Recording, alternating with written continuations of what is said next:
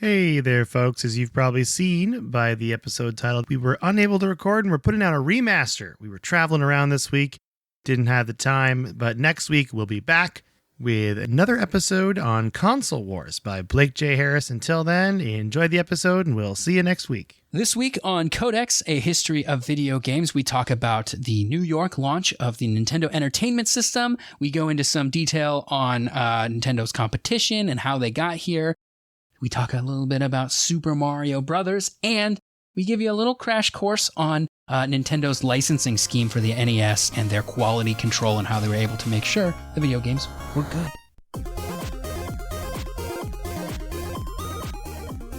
Welcome to Codex, a history of video games. I'm Mike Coletta. And I am Tyler Osby. And today we're talking about Chapter 18 in the Ultimate History of Video Games, titled The Seeds of Competition.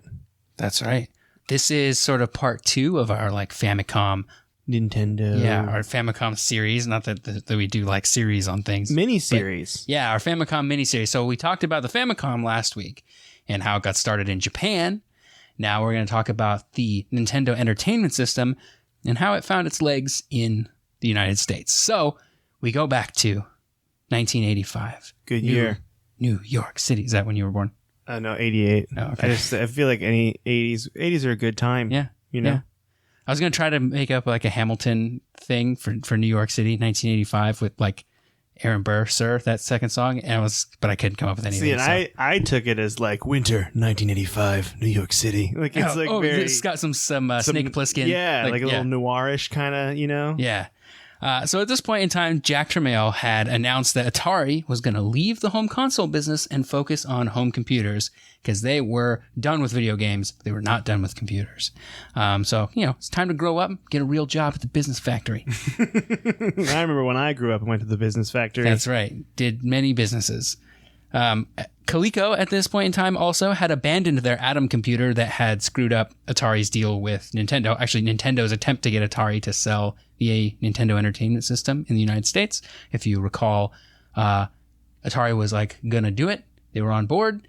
And then they saw that Coleco was using Donkey Kong to show off their Atom computer. And Atari was mad about that because they thought they had the rights to Donkey Kong, when really they only had the cartridge rights to Donkey Kong and not the floppy disk rights, right? It's the other way around. Oh, dang it. Atari had the floppy disk rights. Coleco had the cartridge rights. Oh, okay. It's the same. Yeah, yeah. It's essentially what happened. They fighting over who had the license to what. They thought Nintendo was sort of double-crossing them. Yeah, how dare you, sir? You can't just offer us exclusivity, but then give it to someone else also. It's so weird when you think about that these big corporations are fighting over a game involving a gorilla capturing a princess that's throwing barrels down a slanted hill.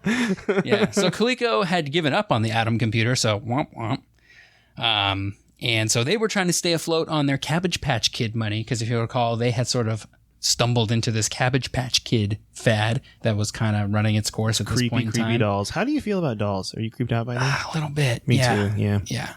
So this is the world that we find ourselves in right now in 1985. This is when Nintendo sent a strike team to New York to try and sell the NES, because they figured if you can make it here, kid, you can make it anywhere.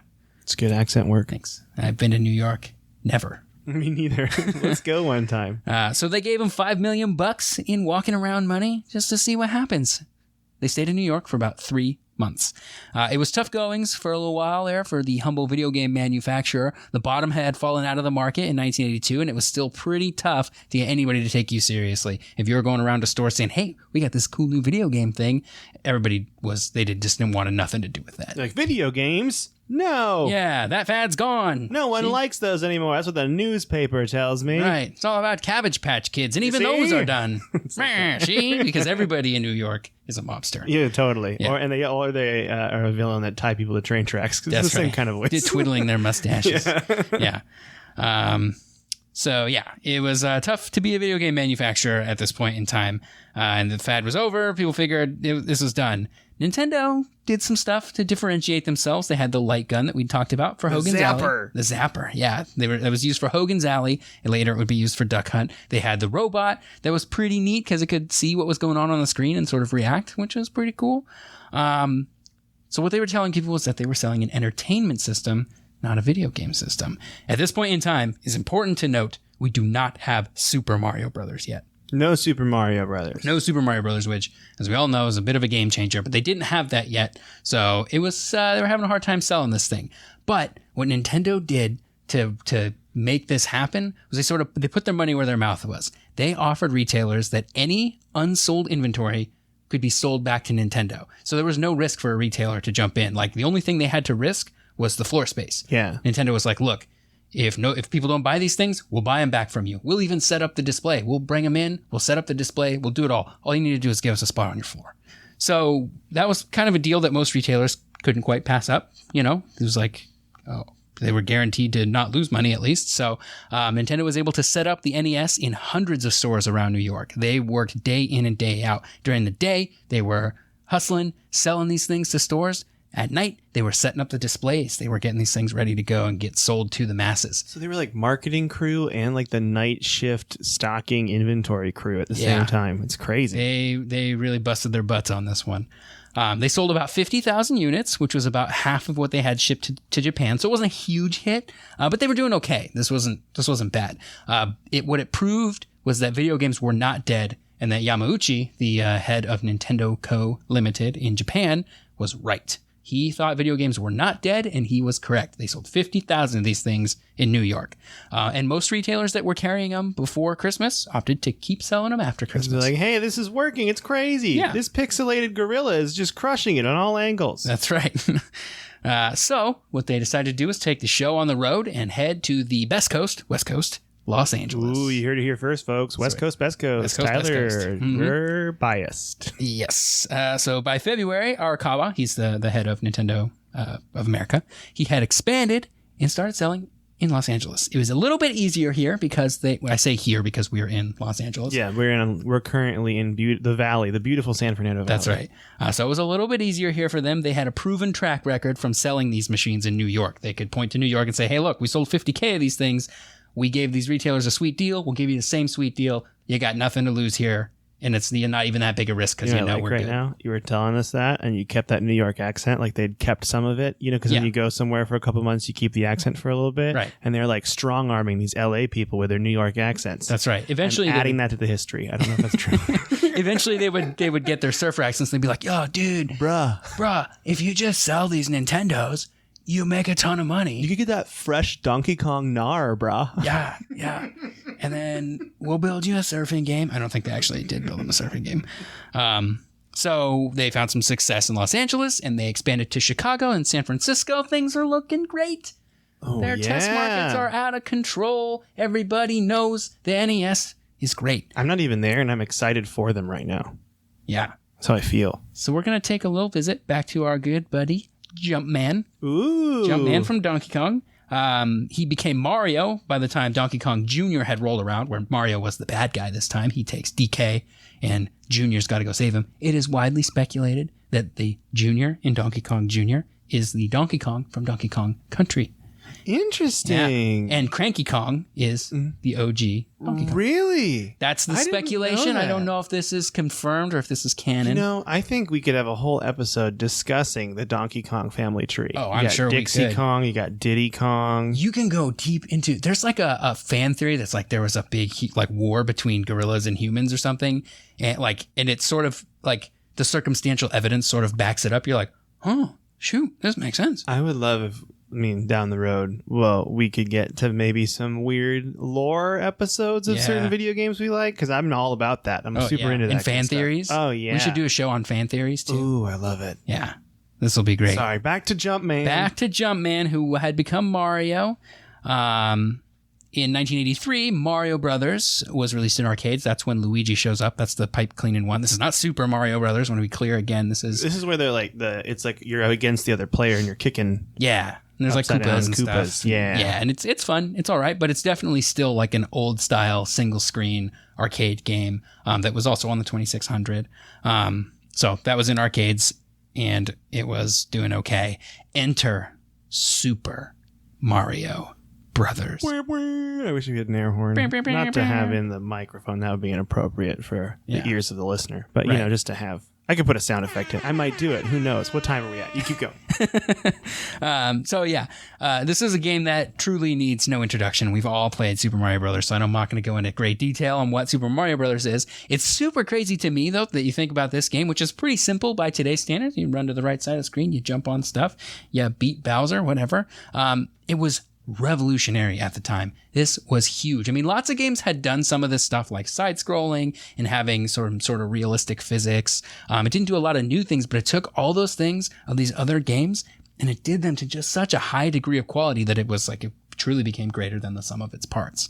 And it even had a lot to offer even after you finished the game. After you put King Koopa in the lava, after you rescued the princess and she wasn't in another castle anymore, there was still Easter eggs to find. There were extra lives, coins you could find, different passageways, warp pipes. There was some like... Ooh, the warp pipes. Yeah. Where you're in the underground level and then you jump on top of the map and you run across it. That was crazy as a kid. Yep. And there's like some weird glitch stuff you could do that would like take you to this weird and never-ending underwater level. Oh, yeah. That could be a whole episode in and of itself, like glitches or prominent glitches in games, because that's one of the coolest ones.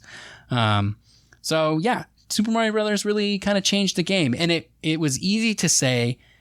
So this game defined the difference between the older generation games and the newer generation of games. When you looked at Super Mario Brothers, you knew you were looking at something different, something newer, something that other systems couldn't do or didn't do, at least. I don't know if they couldn't do it. So like at this point, it's like games are never going to look the same. The NES had done it. And stroke of genius, they started packing in Super Mario Brothers with all NES systems. They were like, everybody's buying this game anyway. We might as well just include it in the box. That's such a good idea. Yeah. Nintendo's the best with that, too. Yeah. So they did the same thing with the Wii when Wii Sports came out. And they had, I think Mario 64 was bundled with the N64 when it first came out. Yeah, there were bundles. Yeah, the N64 only had 2 games when it came out. So it was like that or Pilot Wings, which was a cool game, too. I never played Pilot Wings. That's all right. It's fun. I played a lot of it. It has cool hang gliding stuff. Going to the future, though. We got to bring it back. Bring it back. Back to 1986. Yeah, they started packing it in the end of 1986, just in time to take the NES National. That's what's the weird thing about it. Is like we always think about what was the first game released on the NES? Well, obviously Super Mario Brothers. It came with it, right? But it only came with it shortly after they started going national, or shortly before they started going national with it. In all these test markets in New York, in Los Angeles, in Chicago, in San Francisco, they didn't have Super Mario Brothers. It came with Duck Hunt and Hogan's Alley, though. I don't think it came with anything. Oh, you just got the Zapper and the Rob, and you had to buy games on the side. It maybe came with Gyromite for Rob or Hogan's Alley. Yeah, that's a good question. What the original pack-in games were. I've never played Hogan's Alley, by the way. I was strictly a Duck Hunt guy. Yeah, Duck Hunt. Because eventually they had the cartridge that was Duck Hunt and Super Mario Brothers attached on the same cartridge. Yeah. That's what I had. Yeah, they had that one, and then they had the cartridge that was Super Mario Brothers, Duck Hunt, and World Class Track Meet, which had the pad that you run on the ground. I never played with the pad. Oh, man. That was fun. I played a lot of that with my buddy. Like, we spent a whole weekend just running on this pad. It's the only way they can get nerds to exercise. Yeah, and then when you figured out the secret where you could just get on your hands and knees and just, like, slam on it with your hands. Yeah, that was really fun. I hit the table. I'm sorry, listener. It's okay. So I want to talk about another company that Nintendo went into business with. See, because remember, they tried to get Atari to sell the NES. They tried to get them to license the NES and build it and sell it. They couldn't get Atari. They went to a company called Worlds of Wonder, which ironically was formed by 5 ex-Atari employees. And so Worlds of Wonder was kind of a toy company. They made a couple of different things. They had something that they knew was definitely going to be a hit called Teddy Ruxpin, which was a teddy bear that could play cassette tapes. And when you played the cassette tape, the bear's like mouth would move. So it was like it was telling you the story on the tape. Whoa, or singing you the song. Kind of terrifying, but awesome at the same time. Super terrifying. But it was a hit. In 1985, it was like one of those toys. It was like, this is the toy.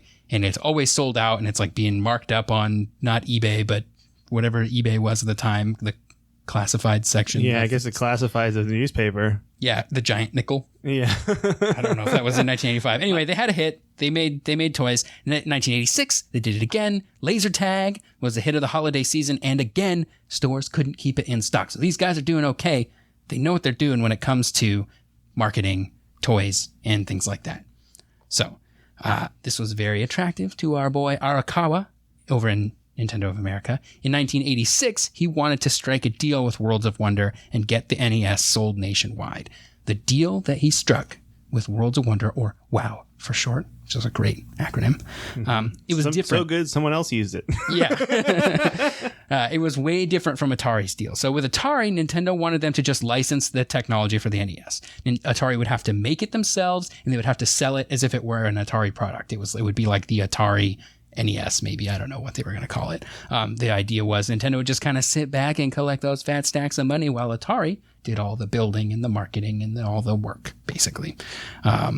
But with Worlds of Wonder, Arakawa knew that he just wanted them to be a distributor, mostly because he knew he had a hit on his hands and he wanted to be the one making all the money. Because in that deal, probably Atari would be the one to make more money if they had gone through with that. But Arakawa knew he had a success here. He knew he could sell these things if he could just get them into stores. And that's a hard thing to do, especially in the 80s, is get your product into stores.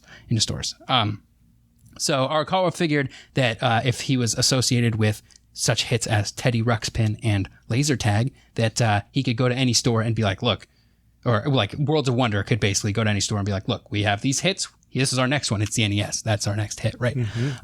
The folks that had come from Atari, they thought this was a bad idea. They had already been there and done that with video games. They were over it. They did not want to go down that road again. But the head of Worlds of Wonder decided, you know what? You guys are wrong, and we're going to do it anyway. So they did. What a great decision in hindsight. Yeah, it was a pretty good decision there. So at this point, Nintendo, the way we're talking about it, seems like maybe Nintendo had no competition. That's not exactly true. They weren't the only company, especially not the only Japanese company trying to make a splash in the United States in the video game world. Sega had their Master System, and they wanted to compete head-on with Nintendo. The Master System, or the Mark III as it was called in Japan, because they had two consoles previous to it in Japan, it was actually a better piece of hardware. They'd had 2 more years to develop it because Nintendo built the NES, remember, in like 1982, 1983, and it's like 1986 now, 1987 in the United States. So we're like 5 years later. Technology's come a long way. The Master System capitalized on about 2 of those years, so they had more time to develop better hardware. But the Master System had no games. No games. The no games conundrum. There's a lot of things I kind of want to write down. The things we've realized from like no games is a big thing that comes up a lot. Shady business deals comes up a lot. Yeah. You know? So Nintendo straight up crushed Sega in Japan because they had the games. And they really wanted to do the same thing in the United States. So spoiler alert, Nintendo did. Go Nintendo, go. At least in this generation. When we get to the Super Nintendo Genesis generation, it's a little bit murkier. But we'll not get ahead of ourselves here. Sega's... What? A little foreshadowing. Oh, this next generation is a really like cutthroat time in video game politics. It's really fun. So Sega's marketing arm in America at this point in time, they just weren't as strong as Nintendo's. They'd made a lot of hit arcade games and they were still putting a lot of effort into their arcade games. But nobody really seemed to know who they were. Atari had re-released the 7800 around this time, which was pretty cool because it could also play 2600 games. So it had a pretty big library to start with. But like when you put the 7800 next to the NES and next to the Master System, it was pretty clear which one was better. You want to go with the better looking one. That's right. And the Atari's NES never really looked good. No. And the NES had games. Yeah, NES has games. You got games. So, yeah. But it had no games. Master System was also like $10 more than the NES. And I mean, some of those games looked technically more impressive, but the problem is like people don't buy consoles to look at graphics. They buy them to play games. And graphics part of that. It's not unimportant, but ultimately, if the game's no good, right? And then once Super Mario Brothers dropped in the United States, it was just game over for anybody who wasn't Nintendo. Like if you didn't have a game that could do what Mario Brothers did, and Sega didn't, Atari didn't. Yet, right? Well, we'll get ahead of ourselves. I know, I'm getting ahead. I'm just getting so excited. Yeah. If you were not Nintendo, you were having a bad time. So they were just crushing it. One of the things that enabled Nintendo to really crush it was their licensing scheme for the NES. This was the thing that really differentiated them from Atari. So if we go back to our video game crash, what was one of the biggest things that precipitated that? It was just a huge glut of terrible games. E.T. E.T., bad game. Pac-Man, great game in the arcade, bad game on the 2600. Yeah. So people were tired of playing bad games, and they didn't have a good way of knowing what games were good and what games were bad before they bought them. There's no internet at this time. There's maybe some magazines, but like that's for enthusiasts. This is before Nintendo Power. Right. So well before Nintendo Power. So what Nintendo did was they developed a licensing system. They didn't want anybody else making games for the NES unless they had a license from Nintendo. And Nintendo held an iron grip on these licenses.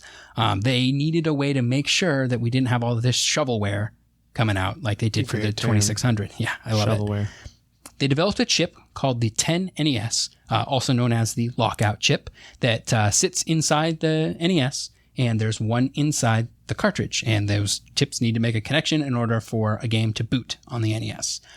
If you made a cartridge and you didn't have that chip in there, it wasn't going to boot. So the idea there was that the 10 NES chip was like a piece of proprietary software on it, so you couldn't just copy the chip, basically, because you needed that proprietary software that Nintendo would have had copyrighted, basically. So if you did that, you'd be in copyright violation. Yeah, so it's pretty brilliant. Pretty smart, yeah. Yeah, there were some companies that figured out ways around it, but this was largely very successful. So they had, like I said, they had an iron grip on this. They made the cartridges also in Japan. So when you released a game on the NES, you had to buy your cartridges from Nintendo, which ensured high quality, and it also ensured that Nintendo took a slice of that pie. Mm-hmm. Right. I love pie. Yeah. And so in order to be able to get this license, you had to make good games because they also checked for quality. They had a large list of sort of restrictions here. They had no sexual or graphically violent content, which would sort of become relaxed later on. But right now it was about, this was a kids thing. We're making games for kids, right? A licensee, if you chose to become a licensee for the NES, you could only make games for the NES. Ooh, locking them in. Yeah. So that was a pretty big hurdle for some companies who wanted, like Electronic Arts and Acclaim and Activision. They wanted to be able to make things across different platforms. And if they signed a deal with this brand newfangled NES thing, they wouldn't be able to do that. So that restriction would, of course, become relaxed in later years as well. I think Nintendo would get a anti-competitive like lawsuit filed against them, and so they'd have to change some of these things.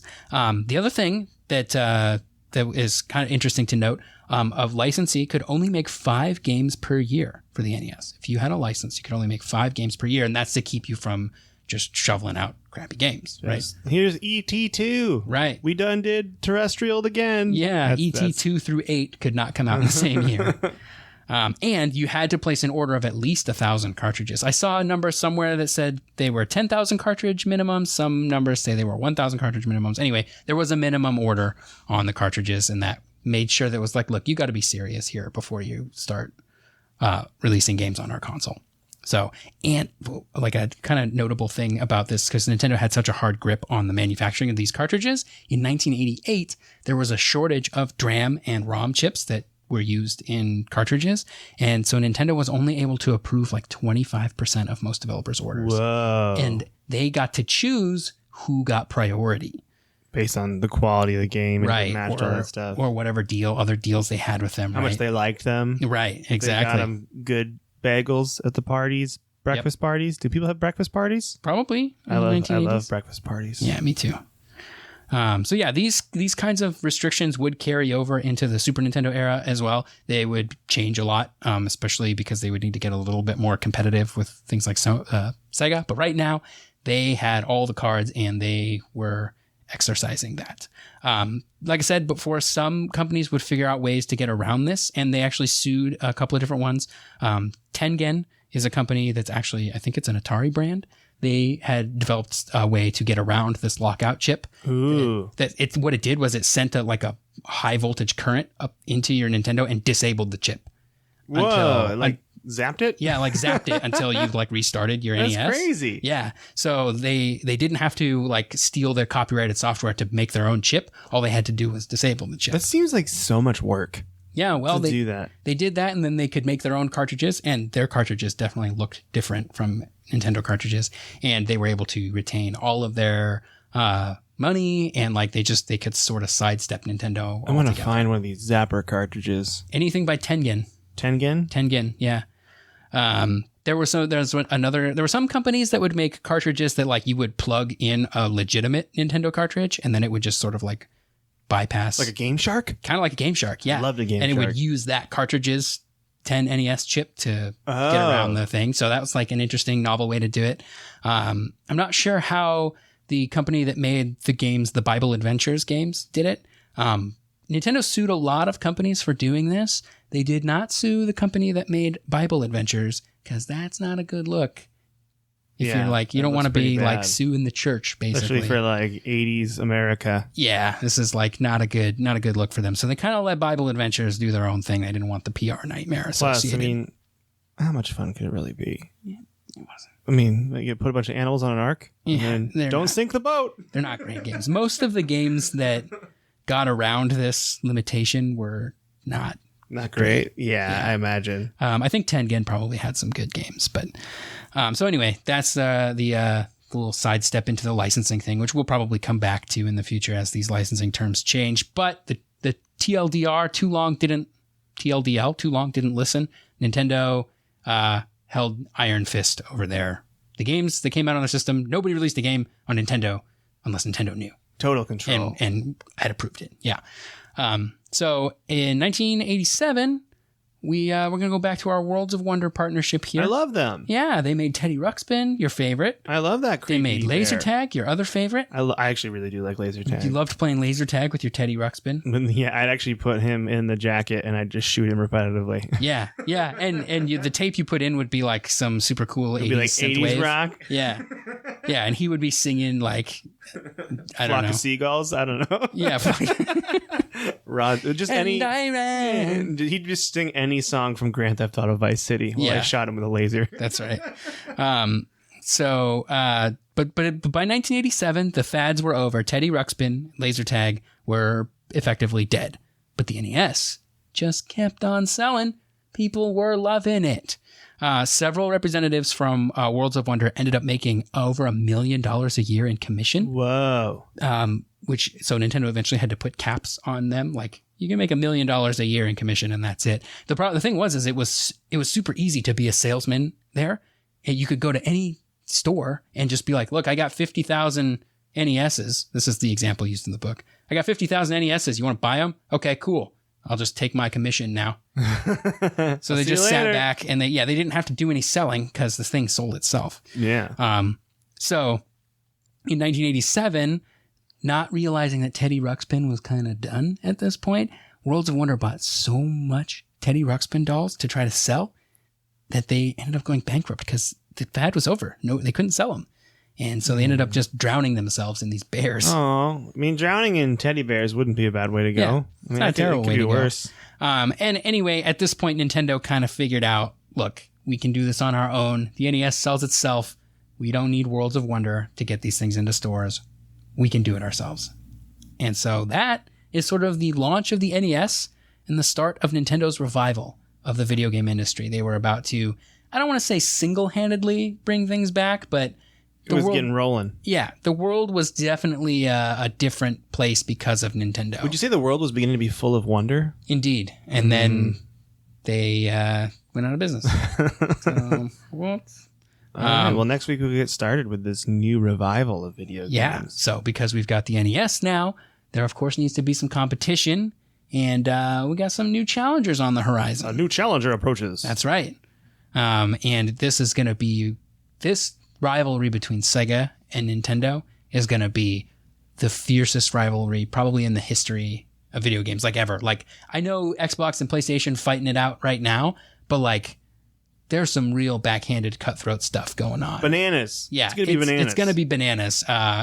So anyway, next week, we're going to talk about the birth of Sega and how they go from a small coin op business to video game. Do you want to hear my impression real quick? Yeah. Sega. Nice. You want to hear mine? Yeah, do it. Sega! Very good. Thanks. That was good. Hey, Tyler. Yeah. What you been playing? Well, keeping on the Destiny train, of course. We just can't stop, won't stop. Can't stop, won't stop. We're probably going to raid tonight. So I've been playing a lot of Destiny. I haven't really played my Splinter Cell in a week, probably. I'm kind of debating on whether I want to start over and play on Xbox because Conviction is now free on Games with Gold. That's right. So I already got it. Picked it up. Yeah, I may want to start. I'm not that far into it, so it might be worth starting over because the PC port is just not awesome. Not doing it for you? It's not great. The controls are kind of wonky, and I don't know, just not feeling it as much as I felt the other ones. Been playing. I actually started a new character on World of Warcraft. Speaking of WoW, I kind of want to do this with you. I kind of want to play WoW. I never really played it. Hey, first hit's free, buddy. Free to level 20. It's fun? It's all right so far. The leveling experience, so my main problem with this is like the fantasy of the end game, like raiding in World of Warcraft, is so different from what you do at the beginning of the game that like if you're trying to bring somebody new into it, you're like, yeah, but later on, like 200 hours into this game, it's going to be really fun. At the start, I need you to go and get spider butts. You're going to play all by yourself. Yeah. I mean, you can play with other people, but like you just walking around talking to people with exclamation marks on their head, getting the spider butts they need, bringing them back to them, making your level go up. And it's like not exactly riveting gameplay or fun. And the story is a lot of text. So maybe there's something good there, but like I'm not reading it. So. It's not a good economy when it's built entirely on spider butts. Yeah. Yeah. There's plenty of spider butts in this economy. So, like, the dream is that I will get to raiding capacity during the next expansion that's coming out. That's what sort of precipitated this Battle for Azeroth that's coming out.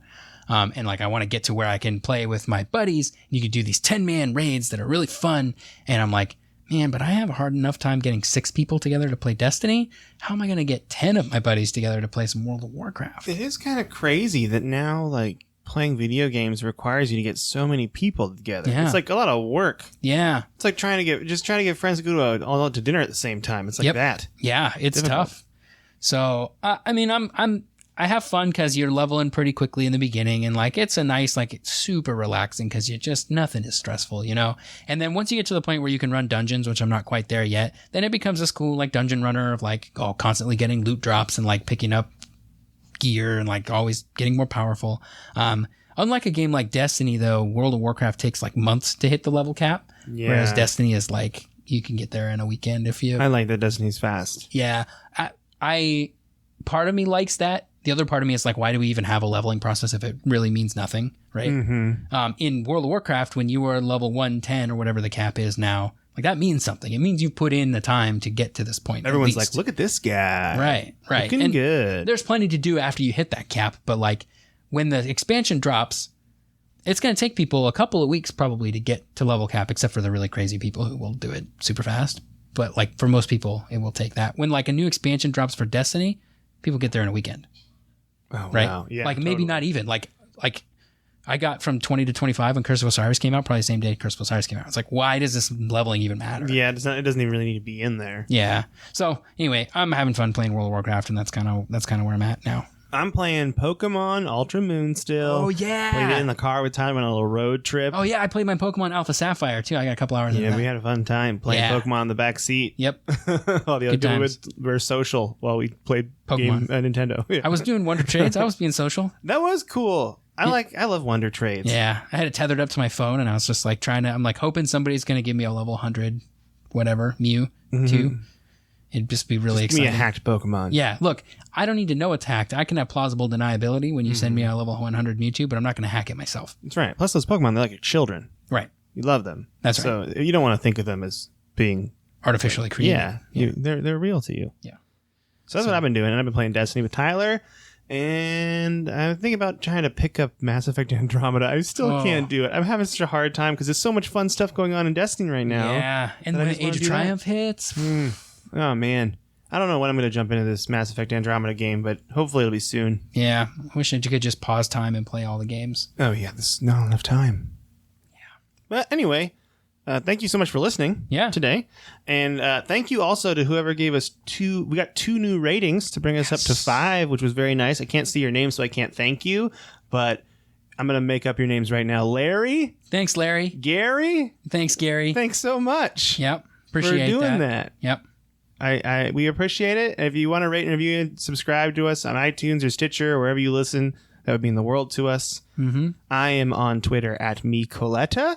And I am on Twitter at SneakerElf. That's ELPH. And you can also email us at codexhistorypodcast@gmail.com.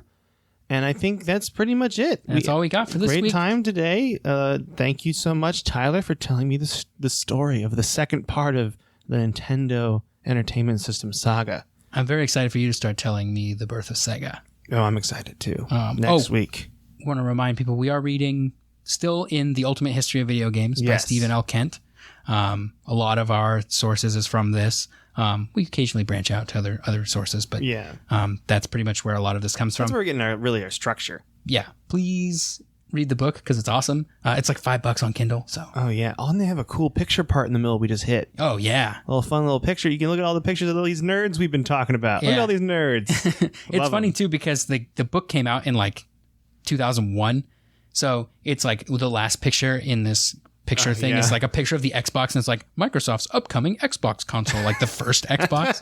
So once we get to there, it's going to be a little bit harder for us to keep a good structure, but we'll get there. We'll get there. Yeah. We'll hit that bridge when we get to it. That's hit right. the bridge, cross it. Cross it. You don't hit bridges. Nope. Leave bridges alone. They didn't do anything to you. That's right. Anyway, thank you so much for listening. I am Mike Coletta once again. And I'm Tyler Osby, and we'll see you next week. Bye-bye. Bye.